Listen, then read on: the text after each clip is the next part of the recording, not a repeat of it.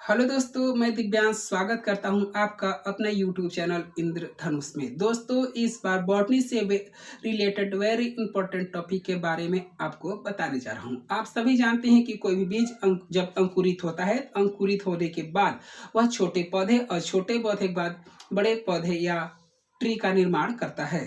तो इस बार मुख्य टॉपिक सीड जर्मिनेशन से रिलेटेड है या बीज के अंकुरण से है। तो मुख्य टॉपिक क्या है? अधोभूमिक, अधोभूमिक और दूसरा है ऊपरी भूमिक। तो आइए जानते हैं अधोभूमिक।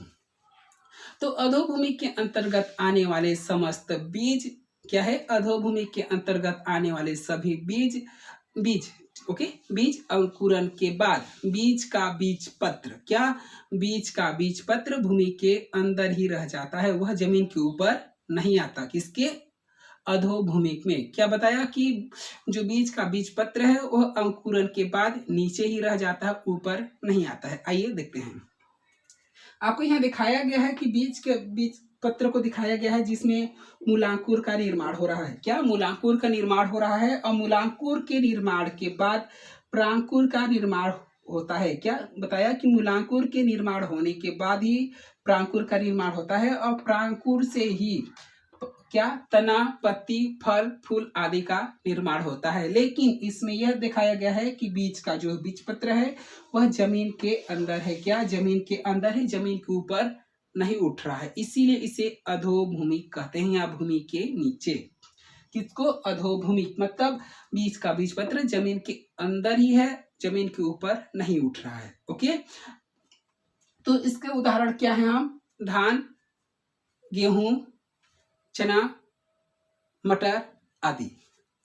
अधोभूमिक के उदाहरण चना, मटर, गेहूं हैं, जिनके बीज कभी भी जमीन के ऊपर नहीं उठते बल्कि जमीन के नीचे ही रह जाते हैं, बल्कि जमीन के नीचे ही रह जाते हैं। अब दूसरा जानते हैं ऊपरी भूमिक के बारे में। ऊपरी भूमिक के अंतर्गत आने वाले समस्त बीज अंकुरण के बाद बीज का बीज पत्र भूमि के ऊपर आ जाता है। क्या? भूमि के ऊपर आता है और कुछ दिनों के लिए प्रकाश संश्लेषण के थ्रू यानी कि प्रकाश संश्लेषण के द्वारा खाना बनाता है, भोजन बनाता है।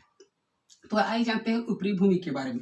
आपको ये देख रहे हैं कि कोई बीज जर्मिनेशन हुआ है या मूलांकुर का निर्माण हुआ है। मूलांकुर के साथ वह प्रांकुर का निर्माण करता है, प्रांकुर के साथ वह ऊपर उठ जाता है। क्या? ऊपर उठ जाता है। क्या? बीज का बीज पत्र, बीज का बीज पत्र ऊपर उठ गया है और बीज पत्र से ही क्या तना और तना से पत्ती, पत्ती से फल, फल से फूल का निर्माण हो रहा है। इसके उदाहरण आप क्या कद्दू रख सकते हैं, लौकी रख सकते हैं, नीम रख सकते हैं और इमली को भी रख सकते हैं।